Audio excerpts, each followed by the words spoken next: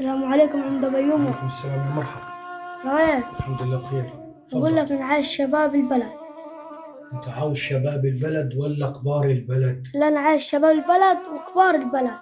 استنى انا اوري لك شباب البلد واوري لك كبار البلد. استنظرني دقيقتين. وين يا عمدة بيومي كبار البلد عمدة بيومي؟ هذه كبار البلد هنا يا محمد. كبار البلد اللي كانوا يعرفوا العيب ويعرفوا الادب ويعرفوا الاحترام ويعرفوا التقدير، اللي كانوا يحلوا مشاكل البلد. هنا كبار البلد. كبار البلد اللي هنا اللي كانت 100 راس توقف لهم وتعمل لهم اعتبار واحترام. هنا كبار البلد اللي كان لهم التقدير والناس تحبه والناس تحترمه وكلمتهم مسموعة. هنا كبار البلد اللي كانت الكلمة والمشورة اللي يقولوها ما فيش واحد يتنيه. لما يقول هس هس، لما يقول بس بس. هنا كبار البلد. هنا كبار البلد. هديك عرفت كبار البلد. هنا كبار البلد اللي كانوا يقولوا الكلمة تبقى مسموعة. هنا كبار البلد اللي كانوا يحلوا مشاكل العائلات ومشاكل القبائل. هنا كبار البلد لما يكونوا يقولوا الكلمة ينفذوها. هنا كبار البلد تحت التراب حسابهم مع رب العالمين، كانت لهم الكلمة والمشورة في كل رأي، ما يخرجوش عن النص وعن الكلام. هنا كبار البلد اللي لهم الاحترام. هنا كبار البلد اللي كنا نعتبروهم ظهر وسند. هنا كبار البلد اللي كنا ظهر نستند عليه وحيطة قوية أقوى من الخرساني كنا نحمله عليه. هنا كبار البلد. وتعالى يلا بيني نشوفوا شباب البلد.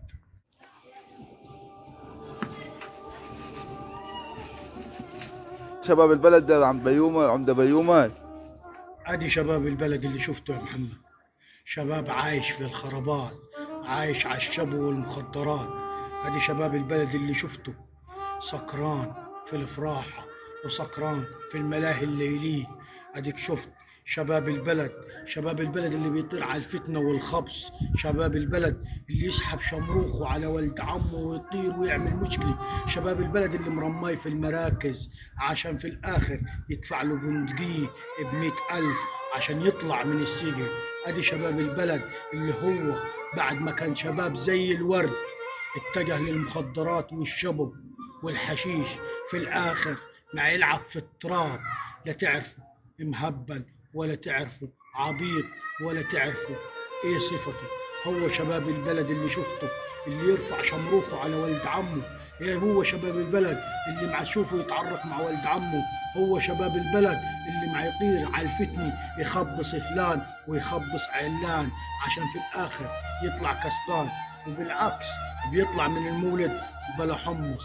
ادي وريتك شباب البلد ووريتك كبار البلد. يا رب يكون فينا عقل نميز بيه. يا رب يكون فينا فكر نعرف الصح فين والغلط فين. فبلاش نروح للحاجات اللي هتوديني في طريق مسدود واخر حارة مسدودة. يا ريت نوعى للصح ونوعى انه نوعى لعيشتنا ونوعى لحالنا ونوعى لمالنا ونوعى لمصالحنا. يا ريت بلاش نمغز فلان على فلان ونفتن فلاني على فلاني ونخبص فلان على فلاني وفي الاخر ما واخدش نتيجه. اديكم شفتم شباب البلد وشفتم كبار البلد.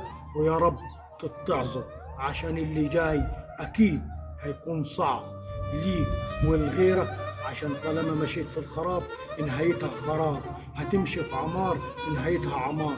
يا رب يكون وصلت لكم الصورة صح ووصلت لكم المفهوم الصح. ويا رب في النهاية تبقوا فاهمين العمدة بيومي بيتكلم ايه. تحياتي ليكم، سلام عليكم.